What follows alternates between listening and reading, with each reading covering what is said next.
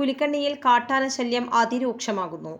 മുച്ചിക്കൽ പരിസരത്ത് സ്ഥാപിച്ചിരുന്ന സോളാർ വേലി തകർത്താണ് കഴിഞ്ഞ തിങ്കളാഴ്ച 5ഓളം ആനകൾ അടങ്ങുന്ന കാട്ടാനക്കൂട്ടം ജനവാസ മേഖലയിൽ ഇറങ്ങിയത്. ആനകളുടെ സാന്നിധ്യം പ്രദേശവാസികളിൽ വലിയ ഭീതി പരത്തിയിരിക്കുകയാണ്.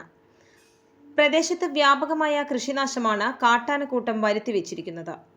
മലമ്പത്തേരി ആലിയുടെ ഉടമസ്ഥതയിലുള്ള ഒരു തെങ്ങ് കാട്ടാനകൾ പൂർണ്ണമായും മറിച്ചിട്ടു. 5ഓളം ആനകളാണ് ജനവാസ മേഖലയിൽ തമ്പടിച്ചിരിക്കുന്നത്. സോളാർ വേലികൾ ഉൾപ്പെടെയുള്ള പ്രതിരോധ സംവിധാനങ്ങൾ കാട്ടാനകൾ തകർത്തതോടെ ജനങ്ങളുടെ ജീവനും സ്വത്തിനും യാതൊരുവിധ സുരക്ഷിതത്വവുമില്ലാത്ത അവസ്ഥയാണ്.